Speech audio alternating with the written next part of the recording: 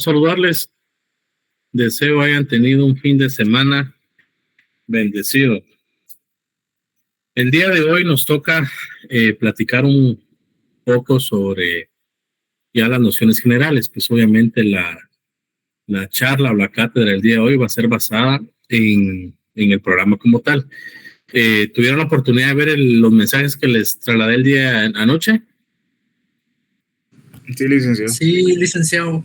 Gracias, muy amable. Bueno, entonces esto lo voy a pasar luego.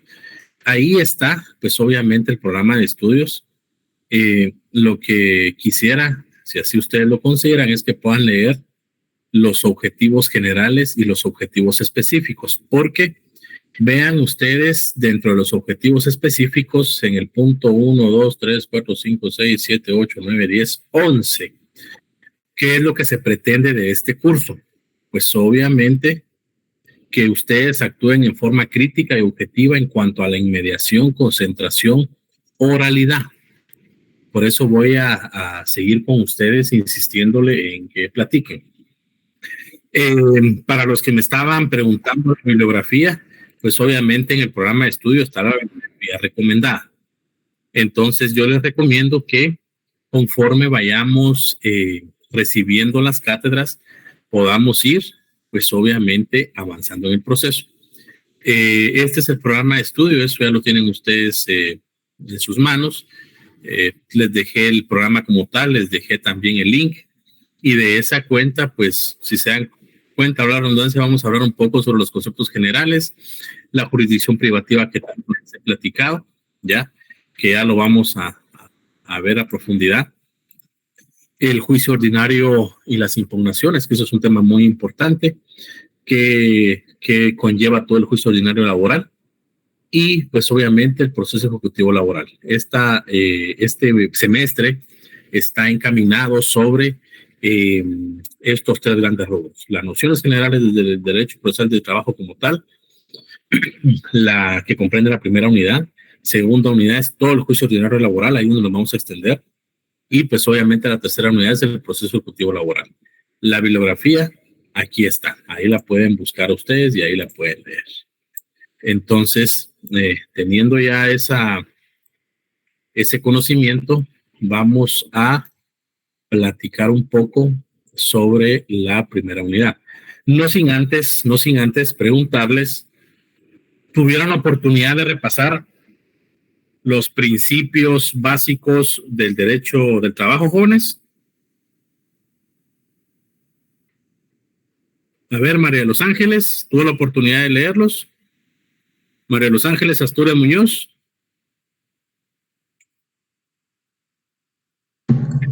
Buenas tardes, licenciado. Fíjese que no he tenido tiempo de repasarlos todos, pero sí ya les di una leída. Ok, perfecto. Alison Michelle Reyes. Igual, licenciado, no he podido estudiarlos a cabalidad todavía. Ok. Sí, Joseph. ¿Qué tal? Buenas. Buenas. Que no pueda encender mi cámara. Okay.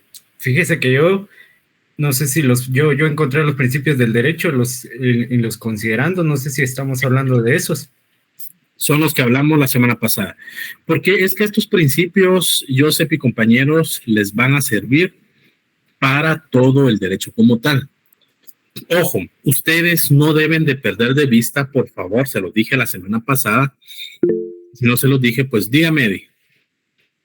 No, licenciado, para comentarle que yo sí había repasado un poquito sobre los principios, bueno, del Código de Trabajo, ¿verdad? Que en total, si no me falla la memoria, son 14 que los que había checado el semestre pasado. Así es.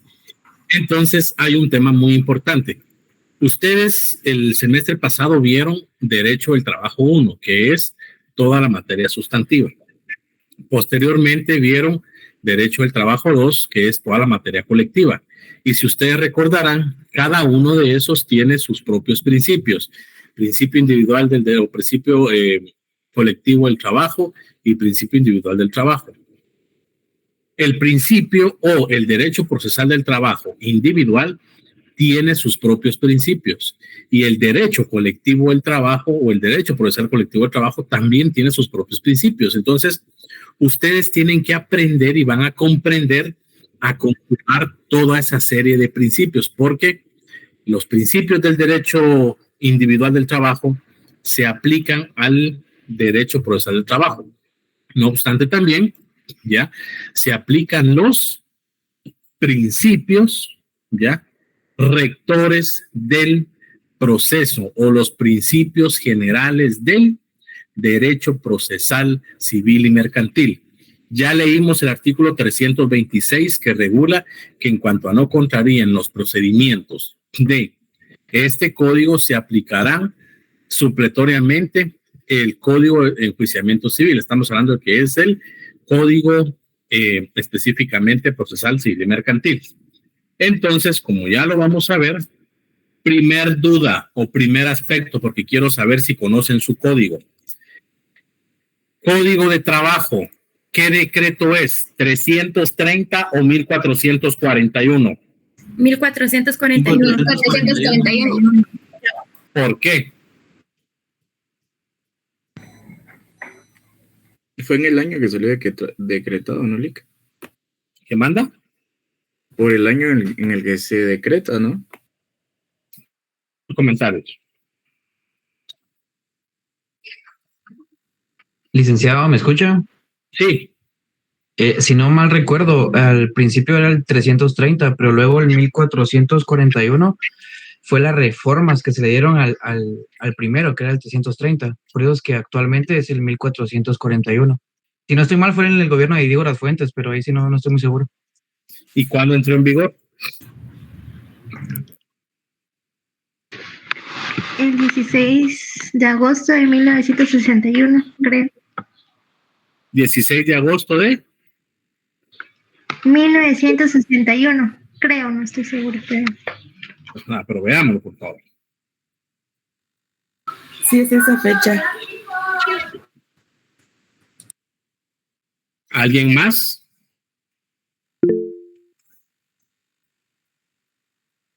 Sí, por favor, María. Si no estoy mal, fue el 29 de abril de 1961. Ok. ¿Alguien más, jóvenes? Dígame. CILIC el 16 de agosto de 1961. CILIC el 16 de agosto de 1961. Y el decreto, el que era antes, el 330, entró el 1 de mayo de 1947. Ok. Vamos a retroceder un poquito. ¿Alguien más? ¿Qué decreto es el Código de Trabajo? ¿330 o 1441? 1441. ¿Están seguros? Sí. Sí, licenciado. No. El Código de Trabajo inicialmente con el decreto 330 cobró vigencia en el año de 1947. Ahí vamos bien, ¿verdad? Sí, licenciado. El decreto 1440. ¿Cuál fue la última reforma al Código de Trabajo?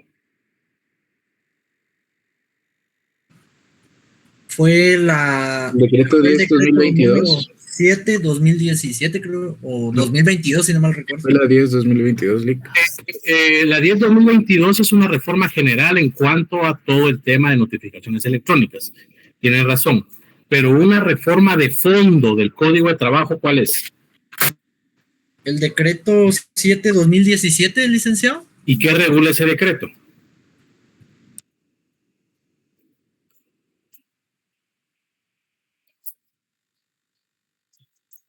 Dígame, por favor, levante, platiquemos. A ver, María José.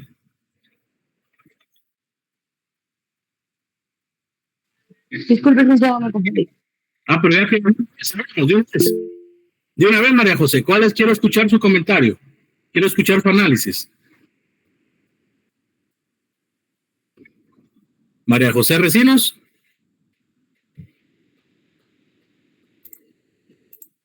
Sí, licenciado. Quiero escuchar. Si no estoy mal, este decreto Es el que está más que todo para la previsión social, las infracciones o las violaciones contra las normas prohibitivas o preceptivas, pero prácticamente sería lo que en sí genera, lo que en sí regula todo el Código del Trabajo. ¿Alguien más? Dígame, Verónica. Licenciado, si no mal recuerdo, ese decreto regula un seguro de vida que cubre los riesgos de un accidente y enfermedades profesionales. Ok. ¿Alguien más? ¿Alguien más, jóvenes?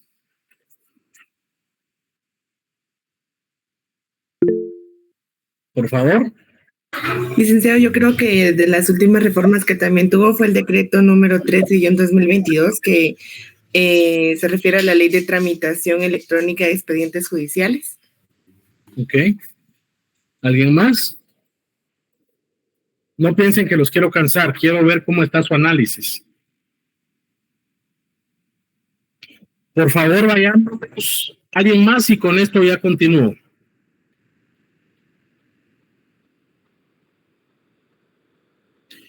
Alguien que me lea la... Dígame, Verónica.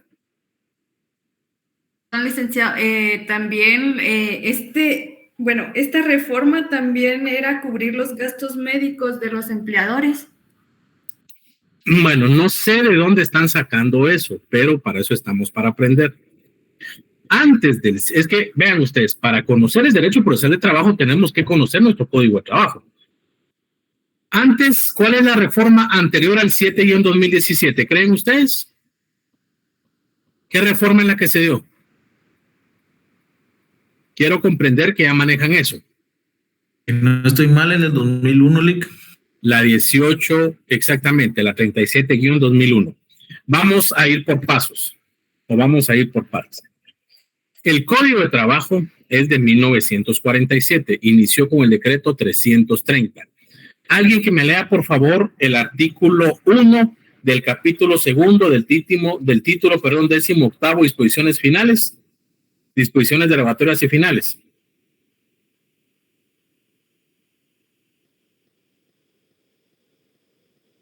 La última hoja del código.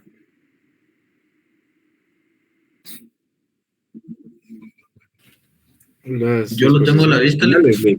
Sí, por favor, léamelo. El 1, nada más. El 1 y el 2. Ok, artículo 1, el órgano ejecutivo dentro de un plazo máximo de 2 años. Capítulo 2. Disposiciones derogatorias y finales. Okay. Artículo 1, en tanto las disposiciones del Código de Trabajo en donde aparezcan las expresiones Ministerio de Economía y Trabajo y Guardia Civil, deben sustituir dichas expresiones por Ministerio de Trabajo y Previsión Social y Policía Nacional respectivamente. Artículo 2. Hijo, permíteme, Walter. Esto lo vamos a leer detenidamente y despacio, por favor, Walter. Artículo 2. Ok, artículo 2. Se derogan los artículos 432, 433, 434 y 435 del decreto 330 del Congreso de la República, reformado por el decreto presidencial 570, así como las demás disposiciones que expresamente se consignan en el texto de esta ley y las que se oponen a su cumplimiento. Gracias.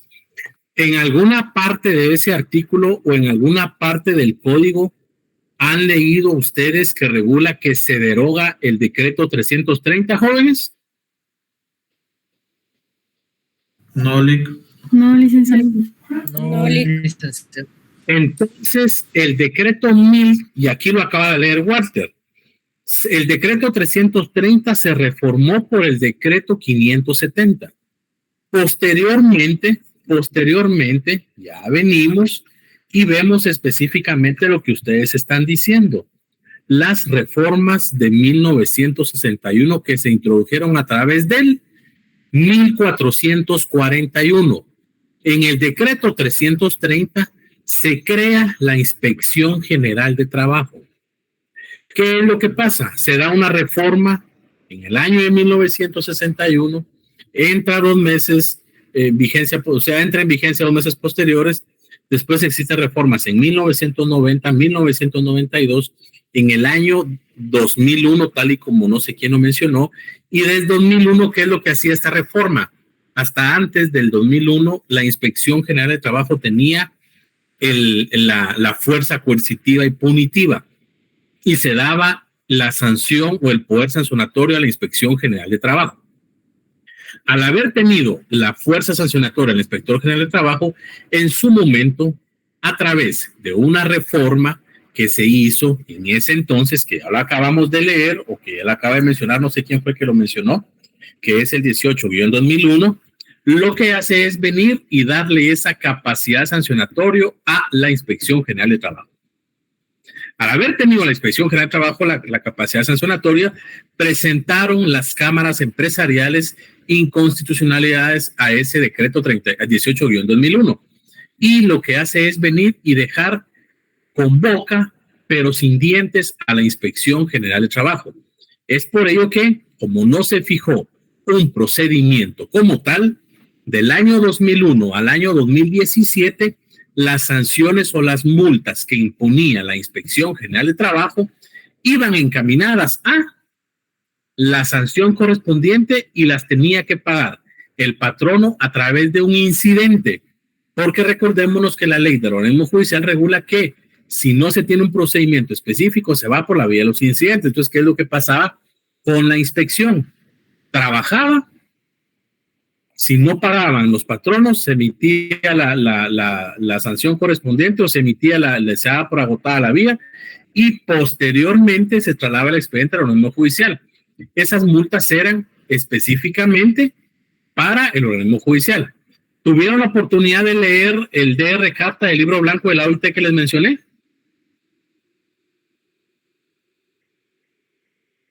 No, licenciado, ¿podría repetir el nombre?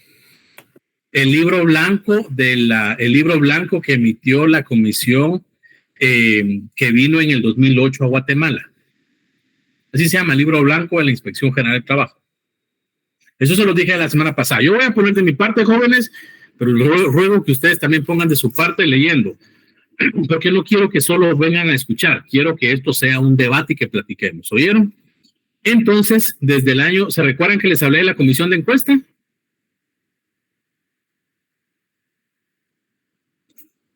Jóvenes, ¿por qué están tan callados? Sí, licenciado, era una comisión que venía acá a Guatemala a evaluar las condiciones de trabajo. Así es, gracias, Nayeli. Entonces, desde el año, yo tuve la oportunidad de ser parte de las negociaciones de estas reformas al Código de Trabajo en el año 2011, imagínense ustedes. Y obviamente pasaron gobiernos y hasta el año 2015 se sometió, 2014, 2015 se sometió al Congreso y se emitieron las reformas al Código de Trabajo con la cual se estableció el decreto 7-2017. No es ningún tema de previsión social, no es ningún tema de seguro de patronos. Yo desconozco cuando sacan eso ustedes, pero estamos para aprender. El 7-2017 lo que hace es venir y darle la capacidad sancionatoria a la Inspección General de Trabajo. El 7-17 lo que hace es venir y crear el procedimiento sancionatorio, de la Inspección General del Trabajo, Ministerio de Trabajo y Previsión Social. Le da o crea la figura de delegado departamental. Ahí tendría que contarles yo cómo fue todo el tema de la creación, porque fue una lucha que nosotros hicimos para que el Ministerio de Trabajo y Previsión Social tuviera específicamente ese realce a nivel nacional e internacional, y se establecen requisitos para que el delegado departamental pueda ser, para la redundancia, delegado departamental de la Inspección General de Trabajo. Entonces, ¿por qué les digo esto? Porque así como tuvo el 7-2017, así como tuvo el 18-2001, así como tuvo la reforma en 1992, así como tuvo el decreto 570 presidencial, el Código de Trabajo sigue siendo el decreto 330.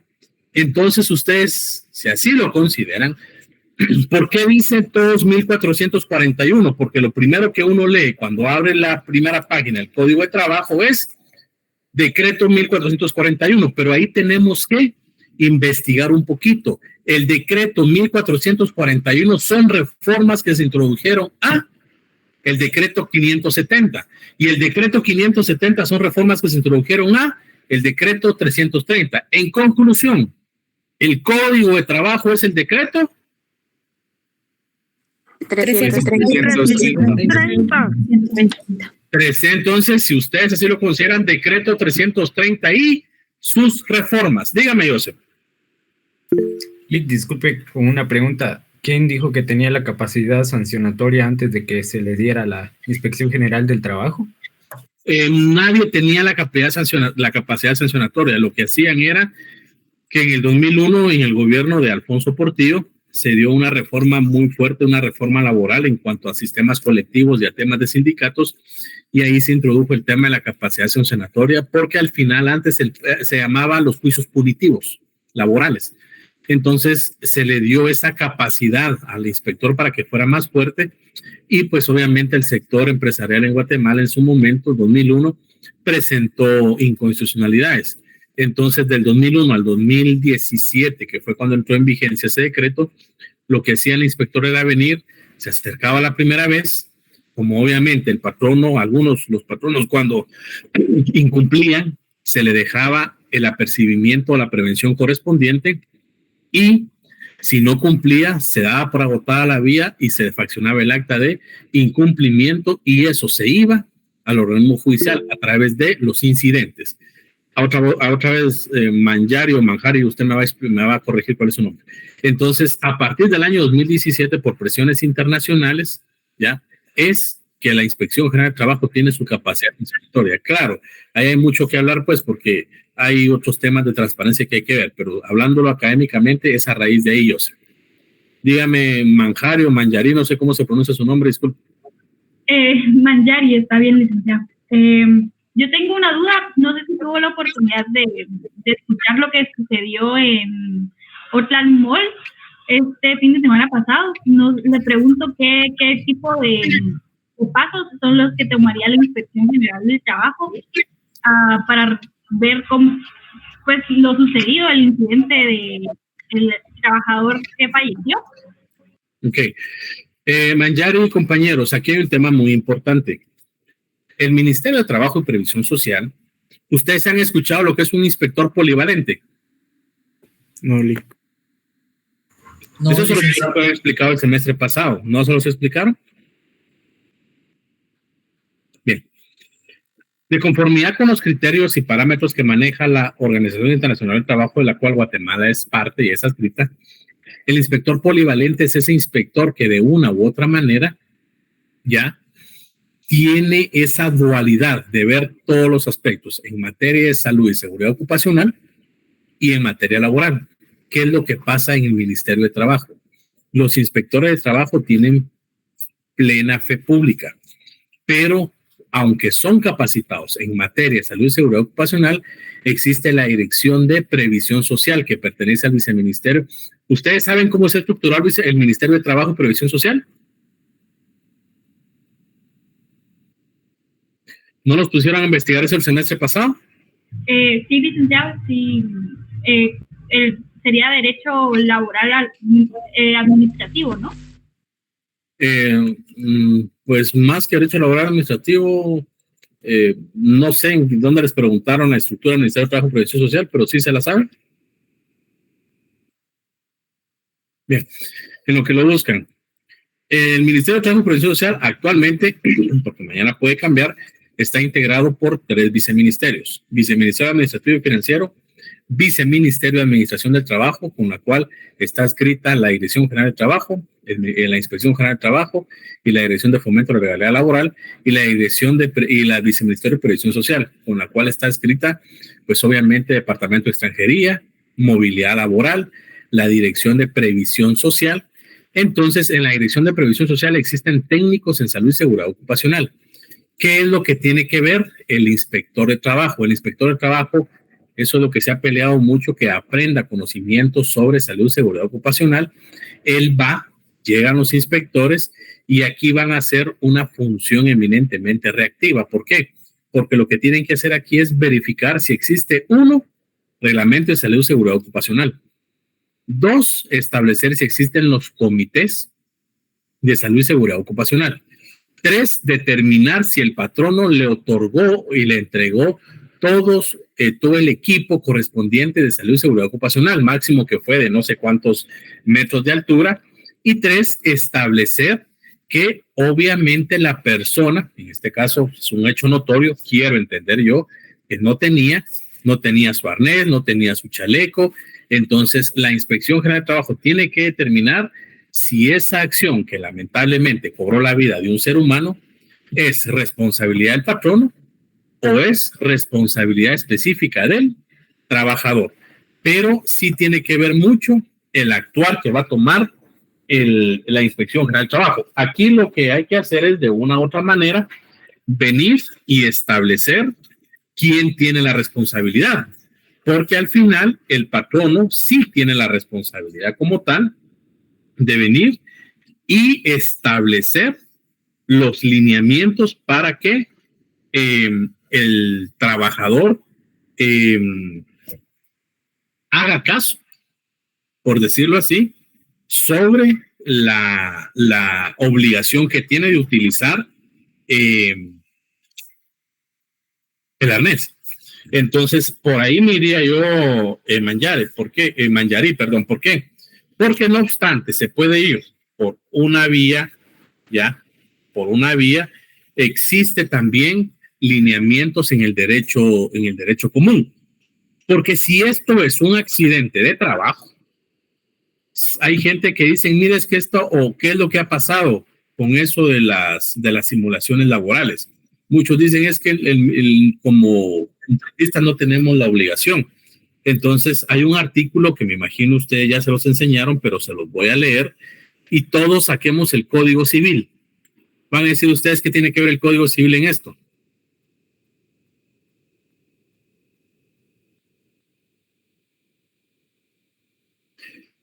Que les quede en la memoria este artículo. Léanme el artículo 1649.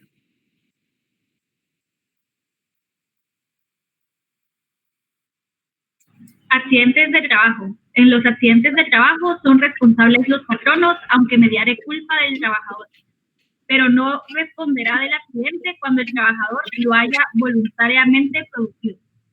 ¿Se sabían este artículo ustedes? La verdad es que no, licenciado. Bueno. No, licenciado. Por eso es que debemos de, ¿saben? Sí comprenden ustedes que es una integración de normas, compañeros.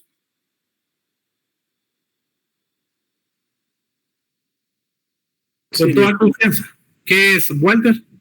Si mal no recuerdo, es buscar los principios en cada una de las leyes para poder encontrar, para poder definir bien los casos. Sí, dígame, Román. Buenas tardes, licenciado. Para hacerlo un poquito más fácil, es integrar las normas de una ley en otra para poder, ahí sí que tipificar bien la situación y por sobre todo encuadrar bien el fenómeno. Así es. Entonces, poniendo el ejemplo de Manjari, o lo que preguntaba, ahí tendríamos que tener conocimiento, pero aunque el patrón obviamente haya dado, pero si no está, ahorita voy, Benicio, si no está con esa vehemencia de que el trabajador utilice el arnés, es responsable. Dígame, Benicio. Perdón, licenciado, ¿qué artículo lo dijo? Disculpe. 1649 del Código Civil. Gracias. Y conjuguémoslo con el 1650. ¿Alguien que me lo lea también, por favor? Dígame, Verónica, perdone. Licenciado, disculpe, ¿usted podría repetir lo que es un inspector polivalente, por favor? Sí, el inspector polivalente es ese servidor público. Ya encontraron la diferencia entre servidor y funcionario público, ¿verdad?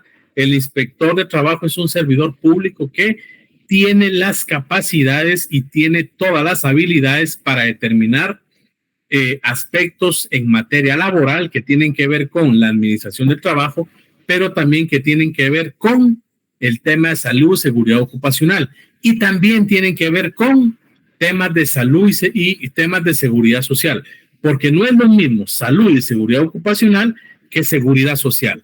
¿Cuál es la diferencia que creen ustedes radical que existe en seguridad social y salud y seguridad ocupacional? ¿Considera licenciado social? ¿Qué manda? Dígame, Vinicio o Walter. En algunas ocasiones, digamos, en los puestos de trabajo hay diferencias que algunos, por ejemplo, en una panadería no van a ser las mismas herramientas para ejercer el propio trabajo como en esta persona que sufrió el accidente en Oakland Mall. Ok, me gusta que aportemos, pero analicemos la pregunta. ¿Cuál es la diferencia entre previsión social y seguridad social?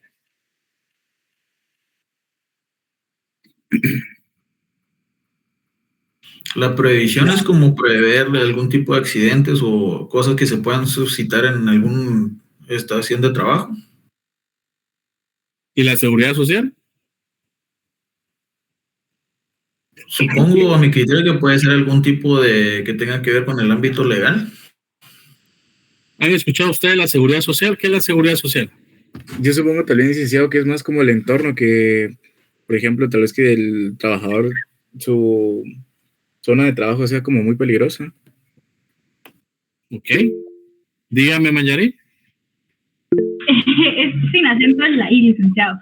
Pero yo lo interpretaría principalmente como la principal diferencia que notaría yo es, pues ya hablando directamente del ISSSTE, Instituto Guatemalteco de Seguridad Social, entonces de salud, pues, algo así son las siglas. El punto es que yo lo interpretaría como la forma que el patrono protege a su trabajador como fuerza de trabajo, de si se enferma, poder ir a un lugar a que se cure y para poder después volver y seguir pues, en sus labores normales, algo así. Ok, gracias. A ver, Efraín, después Román. Sí, buenas tardes, licenciado. Yo creo que es la previsión, como decía el compañero anterior, son las políticas para prevenir los accidentes, las herramientas que estos deben tener y esto y lo otro. En cambio, la seguridad social es cuando ya sucedió el accidente, a dónde se pueden dirigir estos, dónde pueden ser atendidos y todo lo relativo a cuando ya sucedió. Muchas gracias, Efraín. Román. Pues para complementar lo de la previsión, yo creo que lo tenemos entendido, ¿no? Que es accidente y de cierta que al final pues nadie lo desea. Seguridad, pienso que estaría bien el agregar que cuando ya sucedió, pero especialmente el brindarle la seguridad en el momento del tiempo de trabajo, el espacio-tiempo que ocupan al momento de estar realizando su labor, en este caso con el señor en su hora laboral, al final del día, brindarle esa seguridad tanto material en el sentido de arnés, equipo, etcétera, como para también en temas, ¿qué le digo? Garantías, ¿qué le digo? No sé cómo explicar este sentido, pero garantías al momento por el tema de salud, también en temas de familia. Pienso que sería más blindar al trabajador al final del todo, pero como le digo, no y cuando ya sucedió el accidente, sino específicamente en el momento incluso del trabajo y el tema, pienso que también ocuparía el tema de salario y otras circunstancias, ¿no? Que afectan directamente al trabajador. Gracias, Román. Por orden, Kimberly y después Stephanie. Buenas tardes, licenciado. Si no estoy mal, la diferencia entre seguridad social y previsión social, según lo que tengo entendido, la previsión social se refiere a las acciones y a las políticas que de una empresa o una entidad. Y la seguridad social se refiere, pero a las medidas y políticas que implementa el Estado. Gracias. Stephanie Rodríguez. Para mí, la previsión social es anticiparse a las carencias y necesidades sociales mientras que la seguridad social sería la protección que brinda el Estado a los individuos. Kimberly y Efraín creo que fue, si no me corrigen. Todos, miren, a mí me gusta que aporten, porque por eso es muy importante que hablemos. Kimberly, Efraín y Stephanie dieron una definición un poco más acertada sobre la previsión y la seguridad social. La seguridad social obviamente es un derecho universal que todos los seres humanos tenemos desde el momento en que entramos a ejercer un trabajo. Se está buscando desde hace años la cobertura de la seguridad social o la universalidad de la seguridad social. Pero la previsión social es ese derecho que se tiene o esa acción que el Estado debe de establecer para establecer o para mitigar las contingencias de enfermedades profesionales. Ustedes han escuchado lo que es las enfermedades profesionales, ¿ya? Entonces, todo lo referente, todos tienen un concepto. El tema previsional es anticiparse a que específicamente una persona pueda ir o pueda estar enferma, pero ahorita quiero complementarlo. En una enfermedad profesional, el túnel del carpo, específicamente temas ergonómicos, cuando hay construcciones, temas de arnés, el previsión social va de la mano con el Ministerio de Trabajo. La seguridad social, tal y como lo dijo Stephanie o Kimberly, no recuerdo, es un derecho que todos los seres humanos tenemos. Yo le agregaría que la seguridad social tiene dos componentes importantes. Uno a corto plazo y uno a largo plazo. ¿Por qué? Porque todo trabajador tiene específicamente el derecho a la seguridad social. ¿Saben ustedes cuál es el principio o qué significa el principio de indemnidad? No lo busquen en internet. Quiero que pongamos, que analicemos un poquito qué significa indemnidad. Alguien que se la venga a la mente. Protección personal. Así es, Vinicio. El trabajador tiene que tener esta garantía de que así como ingresa al trabajo en la mañana, así va a salir en la noche. El IX está compuesto por, ya lo dijo Stephanie, lo dijo Kimberly, lo dijo Efraín, es la obligación que tiene el Estado de brindarle seguridad a sus habitantes, pero de conformidad con la ley del Instituto Guatemalteco de Seguridad Social, de conformidad con los acuerdos de junta directiva, porque ya ustedes van a aprender la diferencia entre autonomía orgánica y autonomía técnica, pero ahí, ¿qué es lo que pasa? El IX tiene dos componentes importantes, uno a corto plazo y uno a largo plazo. El de a corto plazo, ustedes, las dos funciones sustantivas del Seguro Social son enfermedad, maternidad y accidentes, que se resumen en EMA. ¿Han escuchado ustedes eso?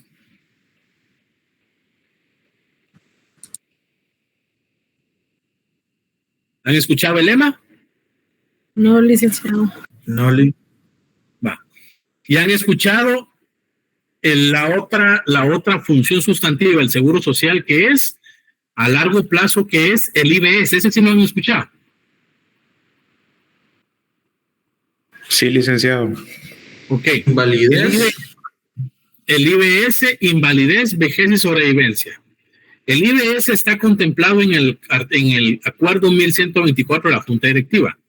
Yo le ruego, por favor, que lean el acuerdo 466, 468, ya, el 1002 de la Junta Directiva del Instituto Guatemalteco de Seguridad Social, que regula específicamente sobre la invalidez, la enfermedad, maternidad y accidente. Entonces, ¿por qué les digo esto? Porque no es lo mismo previsión social que seguridad social. ¿Alguien de ustedes acá ha tenido la oportunidad, obviamente no sé cuántas son madres, pero si fueron madres estando trabajando el Seguro Social o su patrono la suspendió, el Seguro Social le pagó su salario?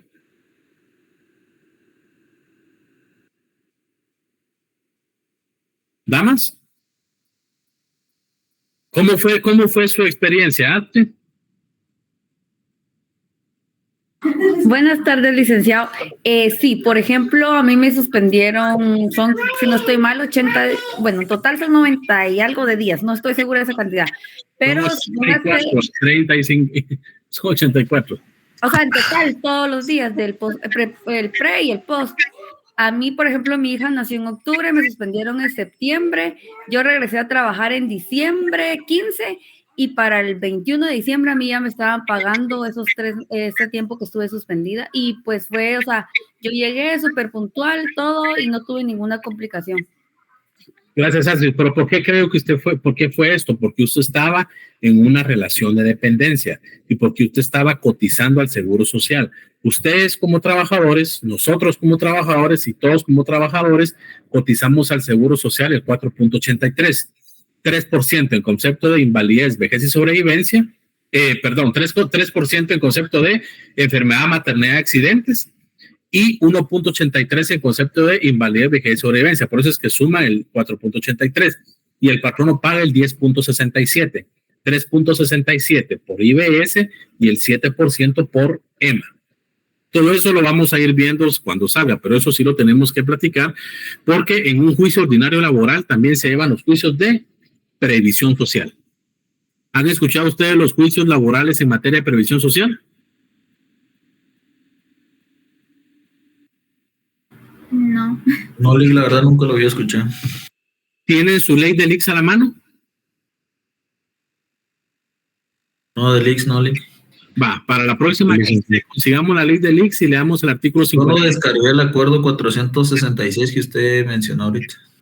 Descárguese la ley del IX, porfa. Disculpe que le hable así, pero me hace la campaña o me hace los favores. ¿Qué artículo, licenciado? Disculpe. 52.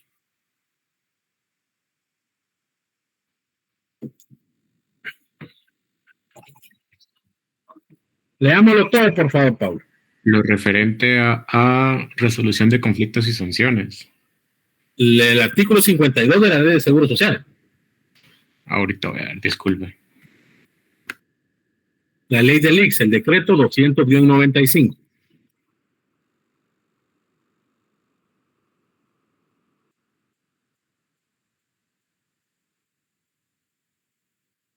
¿Alguien que lo lea? Artículo 52. Los reclamos que formulen los patronos o los afiliados con motivo de la aplicación de esta ley o de sus reglamentos deben ser tramitados y resueltos por la gerencia dentro del plazo más breve posible. Contra la que esta leamos despacio, por favor, Paulo. Disculpe. Bueno. Contra la que esta decida procede el recurso de apelación ante la Junta Directiva, siempre que se interponga ante la gerencia dentro de los 3 días posteriores a la notificación respectiva, más el término de la distancia. El pronunciamiento de la Junta debe dictarse dentro de los 10 días siguientes, aquel en que se formuló el recurso. Solo ante los tribunales de trabajo y de previsión social. Otra vez, por favor, otra vez. Solo ante los tribunales de trabajo y previsión social puede discutirse las resoluciones de la Junta Directiva y para que éstas sean admisibles las demandas respectivas. Disculpe, dele. Deben presentarse dentro de los 5 días hábiles siguientes aquel en que quedó firme el pronunciamiento del instituto. Ok, paremos ahí, Pablo. Solo ante los tribunales de trabajo y previsión social, la misma ley del Seguro Social y el mismo Código de Trabajo habilita la puerta o abre la puerta para que los juicios laborales en materia de seguridad social puedan ser ventilados en los tribunales de trabajo y previsión social. ¿Me explico? Por eso es muy importante que hagamos la integración de normas. Esto, pues obviamente, yo pensé, bueno, ustedes lo saben, pues, pero antes de iniciar las generales del derecho procesal del trabajo, me permití ahorita tal vez explicarles un poquito este tema, pero si ustedes quisieran saber más adelante el tema del seguro social, cómo funciona, y logramos agotar el juicio ordinario laboral, yo se los puedo dar. Yo tuve la oportunidad, perdón, no malinterpreten, de estar trabajé muchos años en la Junta Directiva del Seguro Social y sé cómo se maneja el Seguro Social. Entonces, al final, pero sí se da la integración de la norma correspondiente.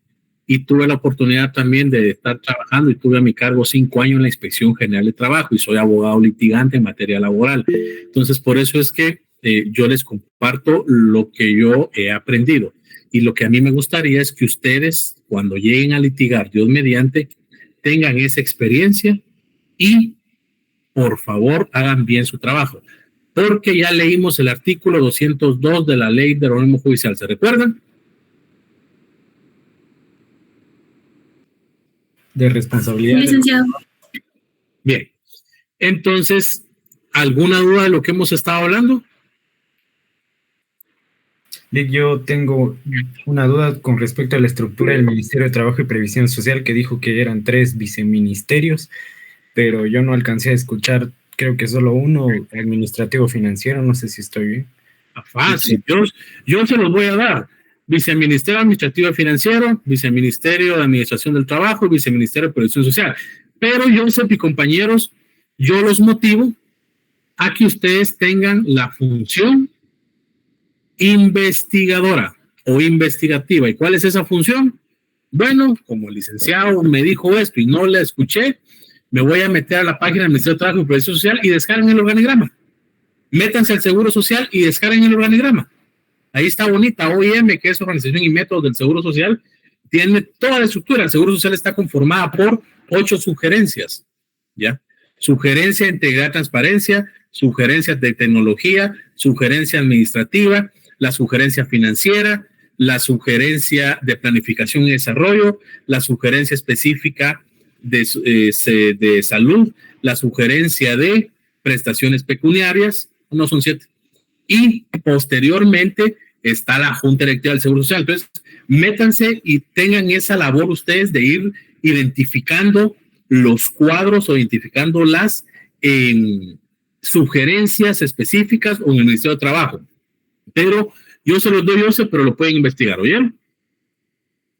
Gracias, Lick. Bueno. Esto es un poco aburrido. Bueno, ¿tienen alguna duda de lo que hablamos, jóvenes?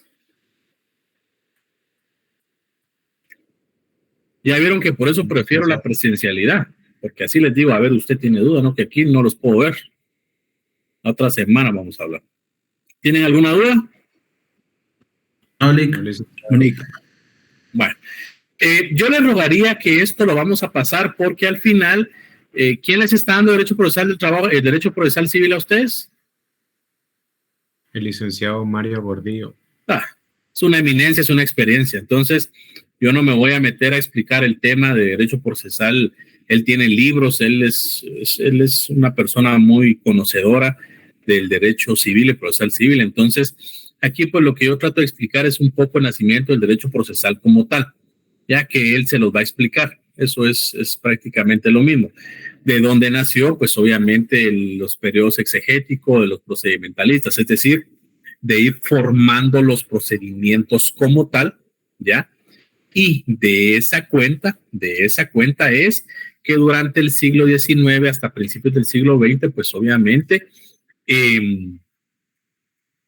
este derecho procesal civil y mercantil giraba conforme a establecer procedimientos, ¿ya? Procedimientos. Se ha hecho de esta manera, nos ha funcionado la corona, las cédulas reales. Bueno, entonces lo que ya se está haciendo simplemente lo vamos a plasmar en un código, lo vamos a plasmar en una ley como tal, ¿ya? Y como obviamente, ¿cuál era el derecho primordial anteriormente? El derecho de propiedad, el derecho a la vida. Entonces todo se enfocaba en el derecho civil. No había, ¿desde dónde nace el derecho de trabajo? Ustedes eso ya no se lo tuvieron que haber visto. ¿Cuándo dio origen el derecho de trabajo? A ver, jóvenes. Si no estoy mal, desde la antigua Roma, Lick. ¿Qué manda? En la Revolución Industrial, Lick. ¿En la Revolución Industrial? ¿Y por qué cree usted, Estefan y Pablo, que en la Revolución Industrial? Porque ahí empezaron a cambiar las relaciones laborales, entonces se necesitaba establecerlas y por eso creo que se empezó ahí lo del derecho de trabajo. Ok. ¿Alguien más? ¿Alguien más? Dígame. Yo creo que nació durante las manifestaciones o el levantamiento de los obreros por las desigualdades o las injusticias que se daban en las industrias, perdón. Ok. Les voy a dejar de tarea, por favor, que puedan leer y la próxima clase vamos a discutir el por qué se celebra el Día Internacional del Trabajo. Yo no le llamaría celebración, yo le llamaría conmemoración. Y es donde uno tiene que ir porque ahí vamos a escuchar ustedes sobre los mártires de Chicago. ¿Ya? Entonces, ¿qué creen ustedes que se dio primero? ¿El derecho individual o el derecho colectivo? ¿Individual? El colectivo. Considero que el colectivo, licenciado. ¿Por qué, Considero que el colectivo. ¿Por qué? Porque primero se vio ante una población, no sobre un individuo en general. Ok, un ejemplo, Pablo. Si solo viene a hablarme usted de su examen, yo primero Dios la va a ir bien. Pero supongamos que yo sea un loco. Y si usted viene a hablarme solito de su examen y me dice, mire, le quiero revisión de examen, yo le digo, Pablo, ¿qué está haciendo? Pero ahorita vemos conectados 129, quítenme a mí 128. Y si vienen 125 a hablarme a mí y no me dejan salir del aula, ¿qué creen ustedes que voy a hacer yo? Hacer caso a nuestras peticiones. Lo más... Entonces, primero nació el derecho colectivo. El derecho individual del trabajo se da gracias a ese esfuerzo de las acciones que tuvo la colectividad. Yo les rogaría, por favor, que lean la historia de la conmemoración del Día del Trabajo, los mártires de Chicago, que se dio el 1. Dígame, Freddy. Dígame, Vinicio. Sí, Lick, fue un accidente que ocurrió el 1 de mayo, se instituyó como Día Internacional del Trabajo en conmemoración de la sangrienta represión que sufrieron los obreros de la fábrica McCormick durante varios días de abril y mayo de 1886. Exactamente. El tema empezó el 1, pero la situación fue el 4 de mayo. Por eso se conmemora el 1, pero está bien. Eso investiguemos, jóvenes, ¿oyeron, por favor? Entonces, pero sí, así es, Vinicio. Entonces, al final, por eso fue que se dan todos los procedimientos. Y como obviamente, dígame, Brezhnev, Alessandro. Alessandro le voy a decir. Dígame. ¿Está ahí, Brezhnev? Bueno, ¿Brezhnev está ahí? Bueno. ¿Ustedes saben la historia del Viernes Negro, el Black Friday que le llaman? Medio me recuerdo, licenciado. ¿Qué se recuerda, Pablo? Que fue la caída de la bolsa de valores de Wall Street, creo. Pues usted hasta más adelante, ya temas económicos, pero inicialmente, ¿qué es lo que hacemos aquí nosotros? Porque ya es puro consumismo. Después del Día de Acción de Gracias, que claro, en Guatemala no se celebra porque es una cultura eminentemente americana.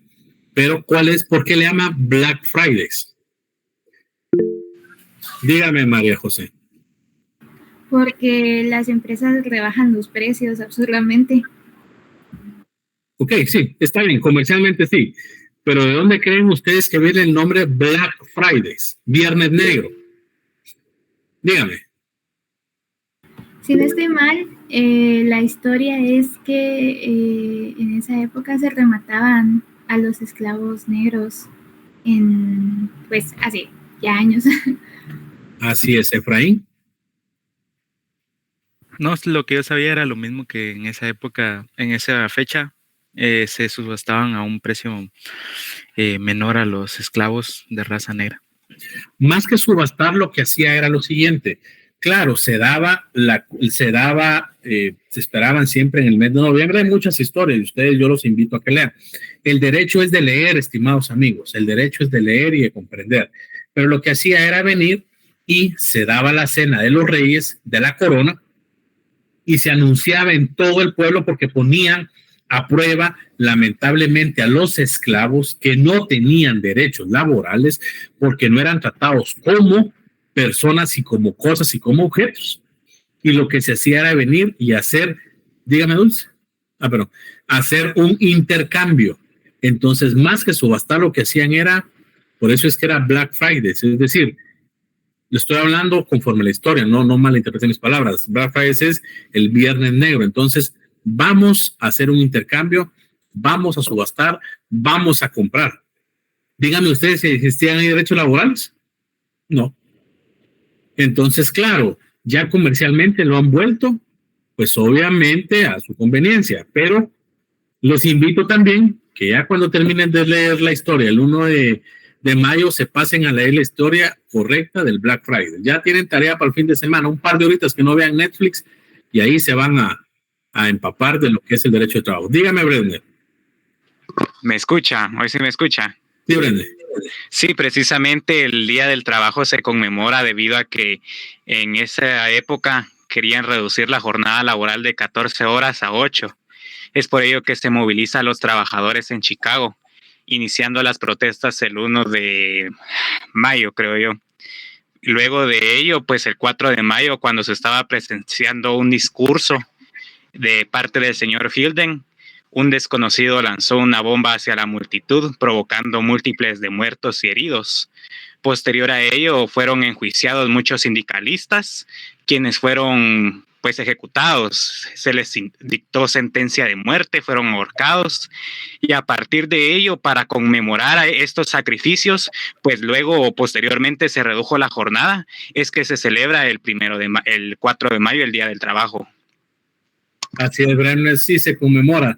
Ahí, muy buena explicación, solo tal vez acotarle ahí que fueron ahorcados, algunos degollados, murieron muchas mujeres, muchos niños, ¿ya? Entonces, el otro tema muy importante. Gracias, Brenner. La acotación correspondiente, se me olvidó lo que les iba a decir, no me recuerdo, pero lo que Brenner dice es cierto. Entonces, la conmemoración correspondiente es el por qué ese tema. Ya me recordé. Laboralmente, ¿por qué creen ustedes? Ojo, laboralmente, el día para el derecho del trabajo está constituido por 24 horas. Para todos también, ¿verdad? El día tiene 24 horas. Pero laboralmente, después de esa lucha, después de los mártires de Chicago, se estableció que el día para efectos laborales iba a ser distribuido en tres horarios de 8 horas. ¿Ya saben eso ustedes? Se los tuvieron que haber explicado en Derecho Colectivo del Trabajo y Derecho Individual del Trabajo. Sí, Lick. A ver, Darling, ¿cuál es? El diurno, mixto, y no recuerdo el otro. No, pero saben. ¿A quién escribió ahí 8 para no sé qué? Valerie, dígamelo, por favor. Buenas tardes, licenciado. Pues lo que yo tenía entendido es que se dividió en 3, porque eran 8 para trabajar, 8 para dormir y 8 horas de recreación. Así es. Y esa recreación va encaminada a... ¿Por qué creen ustedes que todos los años tenemos un derecho a vacaciones? Para convivir con la familia. Sí, está bien, pero más que convivir con la familia, Eddie, ¿por qué cree usted? Porque es estresante trabajar todo el año, entonces tiene que ser saludable, tiene que tener un tiempo de recuperación. Así es, ese es el tema primordial. Psicológicamente, emocionalmente, uno vino a este mundo a trabajar. A ver, ¿uno trabaja para vivir o vive para trabajar, jóvenes? Trabaja para vivir. Trabaja para vivir. ¿Ustedes han escuchado el estoicismo o los estoicos? Sí. A ver, María José, ¿qué es el estoicismo? El estoicismo es una, podemos decir, fuente filosófica en la, un pensamiento filosófico en la que, digamos que, así como por muy encimita, las personas entienden y aceptan de que no pueden cambiar más allá de ellos. O sea, todo lo que está fuera de ellos no lo pueden cambiar y está bien, y las cosas pasan porque así pasan y está bien. Ok, Dairi. Gracias, María. Agregando la teoría, licenciado, era como una guía que buscaba la felicidad, como que el fin último de todo tenía que ser la felicidad. Así es, Dairi y María José. ¿Han leído ustedes de la intuición? ¿Alguien más? A ver, Harold. Sí, yo había leído de que los estoicos veían todo a través del placer. Sus actividades y su pensamiento iba a través del placer que generaba las acciones que se realizaban. A ver, Joseph. A ver, Rodrigo. Sí, licenciado. Yo había escuchado acerca de este libro que escribió Marco Aurelio acerca del estoicismo, y había escuchado que era una filosofía en la cual él creía, aunque él era el rey de Grecia en ese momento, pero no sé, se me hacía una lectura muy como muy interesante para su época. Ok, gracias. El fundador del estoicismo es Zenón de Sitio. Ya les puse como 4 cosas a leer. Y sí, específicamente, tal y como lo dicen ustedes, lo dijo Daire, lo dijo María José, lo dijo, no la tengo en pantalla ahorita, es una escuela filosófica. En la abogacía, ustedes se recuerdan que una de las primeras preguntas que yo les hice fue si habían leído el Código de Ética Profesional. Sí. ¿Por qué creen ustedes que les pregunté eso? Porque es necesario tener en cuenta eso. Pero ¿por qué cree usted que es necesario?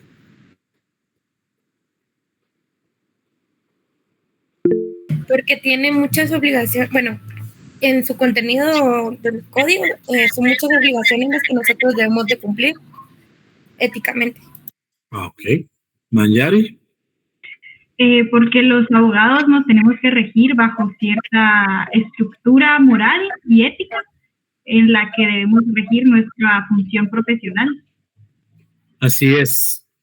Claro, lo dijeron ustedes. ¿Por qué les hablé del estoicismo? Porque al final, como abogados, tenemos que tener algo que se llama coherencia y ser coherente con lo que decimos y con lo que hacemos. Si yo les digo a ustedes, miren, hay que conducirnos con rectitud, hay que hacer esto, hay que hacer lo otro, y al salir de las clases, ustedes me ven los viernes ahí tirados, ahí, ni les voy a preguntar qué es la chicha, porque es lo primero que aprenden. ¿Qué es la chicha?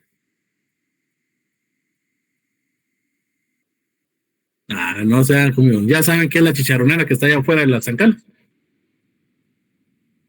¿No? No, Lick. Digamos que no, todavía no, Lick. Digamos que no, pues. Digamos que no. Como que me vean ustedes ahí tirado en una cantina. Entonces van a decir, puchica, está licenciado. ¿De? No depende. No, María José, es que en mis tiempos, y lo quiero aclarar para que no se malinterprete. En mis tiempos, yo me gradué. Yo entré a la universidad hace más de 20 años, 25 años. Entonces, en mis tiempos, en la entrada de San Carlos había una chicharronera. Entonces le decían la chicha, ¿ya? Entonces, ahí jueves, viernes, ya no se llama así, ya veo, Catherine, ya estoy perdido yo. Pero ahí se iban los patojos jueves, y yo nunca fui la chicha, que ustedes no crean, pues, porque yo sí sé que iba a la universidad a estudiar y a graduarme. Pero, por ejemplo, había muchos compañeros que estaban predicando algunas cosas con el ejemplo, y jueves y viernes iban a ponerse bien bolos y orinaban y un montón de cosas. Ya no, Pablo, ya no. Entonces, al final yo les decía, tienen que tener coherencia. Entonces, ¿por qué el estoicismo? Porque ustedes en su carrera van a tener que aplicar específicamente el saber y entender la conducta del ser humano. ¿Se recuerdan que les dije? El ser humano nacer no pide, vivir no sabe y morir no quiere. Ya, el ser humano por naturaleza piensa las cosas de una manera, las dice de otra manera, y quien recibe el mensaje lo recibe de otra manera.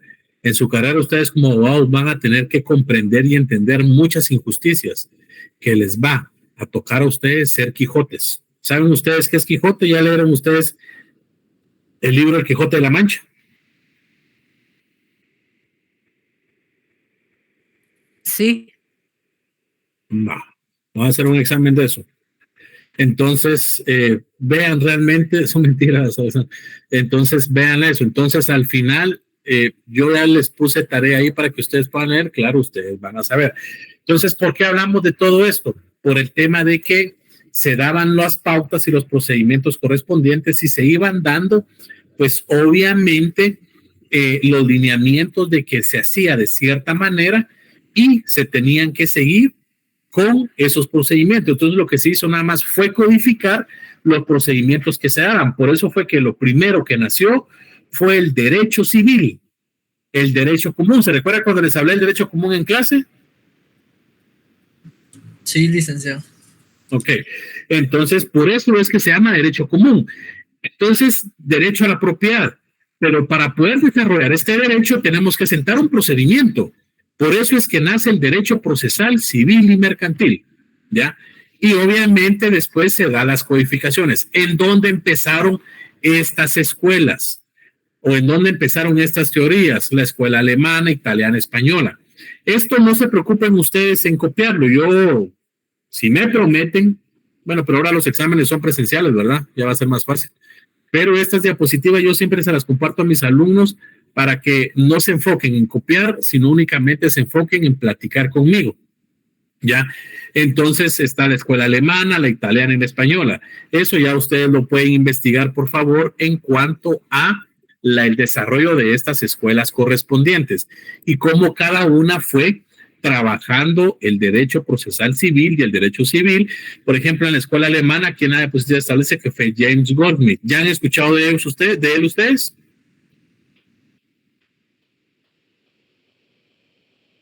Bueno, no dudo que el doctor Mario Gordillo los va a poner a leer sobre James Goldsmith, porque él fue el que dio específicamente la creación ya de las excepciones, porque vuelvo y repito al ejemplo, perdón Pablo que lo agarre otra vez ahí de como me apoyo, pero Pablo viene y me dice, Lick, yo quiero que usted haga esto, que me dé revisión de examen, pero si hay un reglamento y Pablo llega conmigo a los 3 meses de haber pasado el examen, ¿cuál va a ser mi defensa? Momento, Pablo. Yo les dije que leyeran el reglamento de estudiantes, ¿se recuerdan ustedes? Entonces, aquí regula qué debe hacer usted. Entonces, en él, o él es el que crea el tema de las excepciones. ¿Saben ustedes qué son las excepciones dilatorias y las excepciones perentorias? Dígame, Álvaro. Bueno, licenciado, en este caso lo que son las excepciones son un mecanismo de defensa en general que tiene en este caso el demandado para oponerse a la acción que ha iniciado la parte actora. Las excepciones previas, estas en sí, tienden a atacar, por decirlo así, la forma del asunto, es decir, no lo resuelven en sí, pero de cierta forma, pues estas hacen un proceso como de limpiar el proceso, por decirlo así en general. Ahora, las excepciones perentorias, estas no están tipificadas como tal en el Código Procesal Civil y Mercantil, porque las excepciones previas sí hay un listado en el artículo 116, si no mal recuerdo, y las excepciones perentorias, pues estas se resuelven ya al finalizar el proceso y estas sí ponen fin al proceso como tal. No sé si estoy bien en ese sentido. Re bien, Álvaro. No tengo nada que corregirle más que solo aportarle a usted y a todos. Obviamente ahí donde vamos a tener que saber las diferencias entre derecho de trabajo y derecho civil, procesal, civil y mercantil. ¿Por qué? Porque al final una de las grandes diferencias es, ya van a encontrar ustedes, vamos a hacer un ejemplo de que ya cuando estemos viendo la demanda, los requisitos especiales y esenciales que regulan la demanda en derecho procesal civil y mercantil con el derecho de trabajo, pero ya que Álvaro mencionó y salió el tema de las escuelas filosóficas en cuanto a las excepciones, lo único que yo le aportaría a Álvaro y compañeros es que en derecho civil se denomina excepciones previas y en derecho laboral en Guatemala se denomina excepciones dilatorias. Si ustedes ponen en un memorial laboral presente excepciones previas, los mandan por un tubo. Disculpen que hable un poco coloquial, pero más que todo son denominaciones, ¿oyeron? Las dos tienen el mismo efecto, solo que hay que saber, porque incluso hace años yo en una demanda un abogado me dijo presente excepciones previas. Entonces el propio juez sin necesidad le dijo, Bueno, pues conforme a la resolución correspondiente, bla, bla, bla, no al lugar. Presentó su recurso de revocatoria, pues no sé si estaba aprendiendo. Y yo le dije, señora juez, de conformidad con la ley, el principio de especialidad procesal, el principio de la jurisdicción privativa, la ley les denomina excepciones dilatorias. Entonces, pues él presentó apelación y todo se le declaró en su lugar. Entonces, solo como acotación, Álvaro, perfecta su explicación. En derecho de trabajo se denominan excepciones dilatorias, ¿oyeron? Y ahí lo vamos a ver en el artículo 342 del Código de Trabajo, ya cuando estemos específicamente adentrados en las excepciones, ¿oyeron? Bien, pero muy buena explicación, Álvaro.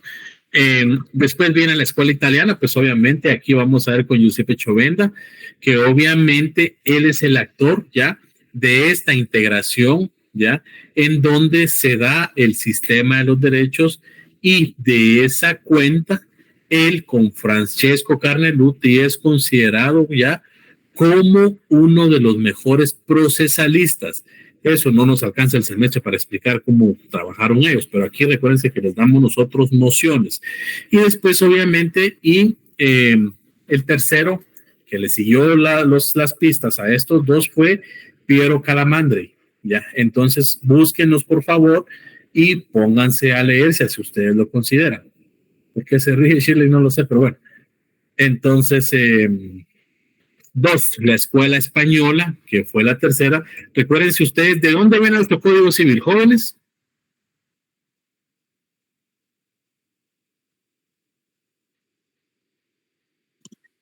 Del derecho romano. Sí, del derecho romano, pero más que el derecho romano, ustedes ya leyeron el Código Civil español. No, Lick. No, Lick. Léanlo y vamos a platicar en un mes. Pero léanlo, por favor. Porque al final, porque ya le voy a adelantar algo, el derecho guatemalteco se centra específicamente mucho en el derecho español. ¿Ya? Entonces, en la escuela española, que fue una de las últimas, pues obviamente ya vienen los procesalistas de James Watt, Pietro Castro, Víctor Hernández de la Plaza, Niceto Alcalá Zamora, en donde ellos vienen y se da la creación de esos códigos a partir de 1857. Y de 1857 hasta la fecha es que se prolonga esto al final. Por eso es muy importante, Dios mediante, aunque no hagan caso los honorables padres de la patria, ustedes van a llegar a ser asesores de diputados. Entonces, por eso es muy importante que cuando se dé la... Dígame, Shirley. Dígame, Shirley. Bueno, por eso es muy importante que cuando se dé la promulgación de una ley o se dé la iniciativa, o se presente la iniciativa de una ley, se conozca todo el antecedente del derecho romano. Aquí, pues obviamente ya lo aportaron ustedes cuáles son los antecedentes del derecho procesal del trabajo, y precisamente fue en la Revolución Francesa y posteriormente en la Revolución Industrial, ¿ya? ¿Por qué la Revolución Industrial? Porque obviamente aquí se da la creación y se da específicamente todo el tema de la creación de todas estas fuentes de trabajo, pero se necesitaba regular porque el ser humano no es una máquina, no es un trabajador. Por ejemplo, ustedes ahorita vamos a terminar 5 minutos antes la clase, no porque yo quiera no dar clase, sino para que ustedes tengan 5 minutos para que se puedan estirar, para que se puedan parar, para que puedan ir al baño, porque está legalmente y médicamente comprobado que una persona no puede poner o pierde la atención después de 1 hora de estar hablando, ¿ya? O estar poniendo atención en algo. Entonces, por eso es muy importante que se regulara específicamente los parámetros de comportamiento y los parámetros de, obviamente, laborales. Ya hemos estado hablando de esto, no lo voy a repetir. Lo que sí surge acá, que es un tema muy importante, es la creación de estas normas. Y esto viene, pues, obviamente, ya, los conflictos laborales, por ejemplo, cuando en las fábricas, ya lo explicó aquí, ya no lo tengo en pantalla, muy amablemente cuando nos explicó, ya me voy a recordar, el tema de los mártires de Chicago. Entonces, al final, esto es pura historia, ¿verdad? Brezhnev, exactamente, gracias, Brezhnev. Entonces, ya lo vieron ustedes. ¿Cuál es la importancia del derecho procesal como tal? La importancia del derecho procesal como tal va encaminado a 2 puntos. La primera, que el individuo sepa, ¿ya?, específicamente los derechos que le asisten, pero más que el individuo sepa, que también el Estado garantice ese derecho que tienen los individuos. ¿Ya? No sé si me explico. ¿Ya? El Estado tiene la facultad de dirimir esos procesos, porque si en teoría vivimos en un Estado libre, independiente y soberano, que tiene un sistema republicano, ¿ya?, entonces, ¿qué es lo que va a pasar? Existe la protección de los derechos, pero también existe la igualdad de sus derechos, ¿ya? Entonces, la importancia como tal del derecho procesal en general, ¿ya?, es que se tiene que dar en 2 vías. Uno, garantizar. ¿Qué es un Estado de Derecho, jóvenes?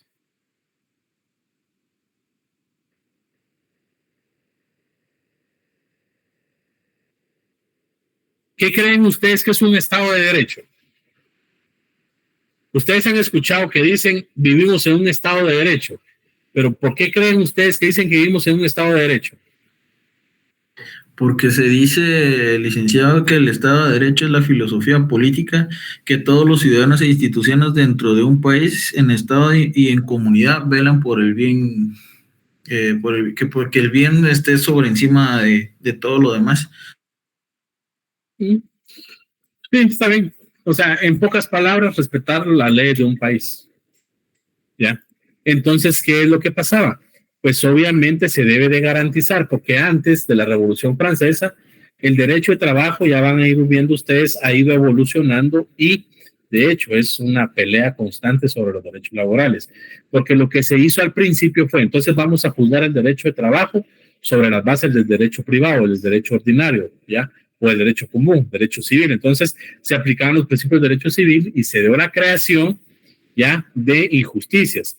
Entonces, por eso es que les recomiendo que ustedes puedan venir y leerlo, porque como se juzgaba el derecho de trabajo específicamente sobre la materia privada, se daban unas resoluciones y unas sentencias que obviamente todos los trabajadores perdían. Pasando la revolución industrial, pasando todo el tema de los mártires, la creación de la OIT, se establece, bueno, entonces el derecho de trabajo por tener o por ser un derecho eminente y un derecho al ser humano, la naturaleza jurídica y el objetivo del derecho de trabajo es regular esas relaciones laborales y garantizarle al trabajador que no va a sufrir ningún vejamen, el obligado a mantener ese respeto y el obligado a mantener ese deber de cuidado va a ser el Estado. Alguien que me lea el artículo 203 de la Constitución, por favor.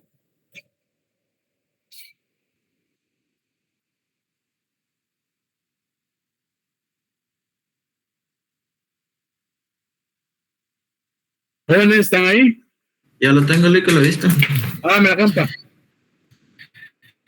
Independencia del organismo judicial y potestad de juzgar. La justicia se imparte de conformidad con la Constitución y las leyes de la República. Corresponde a los tribunales de justicia la potestad de juzgar y promover la ejecución de lo juzgado. Los otros organismos del Estado deberán presentar a los tribunales el auxilio que requieren para el cumplimiento de sus resoluciones. Los magistrados y jueces son independientes en el ejercicio de sus funciones y únicamente están sujetos a la Constitución de la República y a las leyes, a quienes atentaren contra la independencia del organismo judicial, además de imponerse las penas de ejercer cualquier cargo público. La función judicial se ejerce con exclusividad absoluta por la Corte Suprema de Justicia y por los demás tribunales que la ley establezca. Ninguna otra autoridad podrá intervenir en la administración de la justicia. Ya que está ahí, por favor, Vinicio, apóyeme leyendo el artículo 141. Con gusto.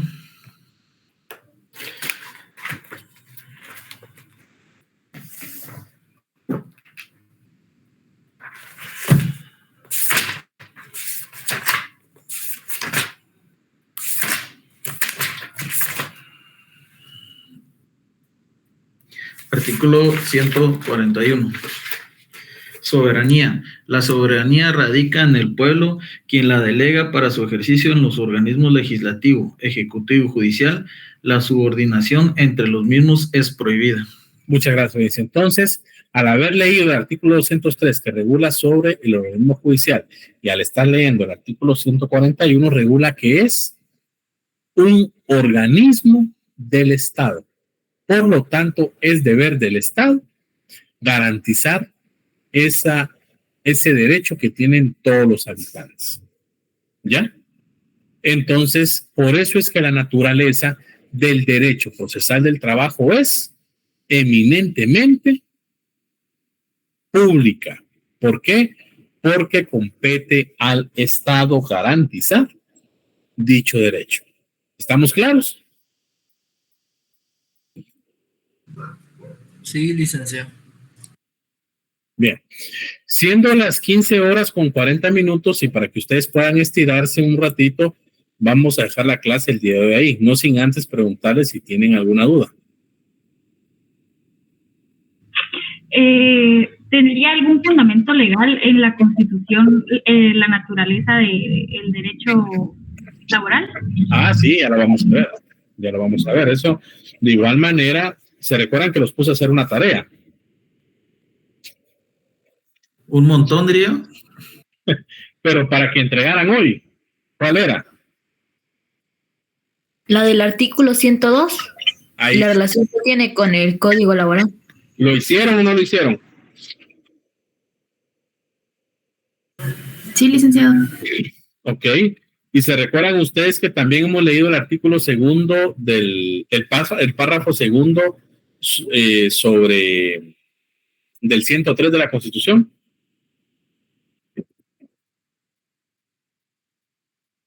Es para ejemplificar, Manyari.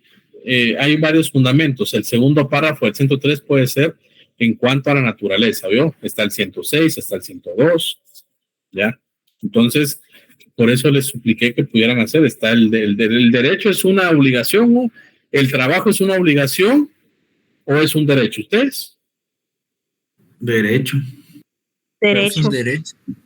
¿Por qué? ¿Por qué no es una obligación? Léame el 101, por favor. Derecho al trabajo. El trabajo es un derecho de la persona y una obligación social. El régimen laboral del país debe organizarse conforme a principios de justicia social.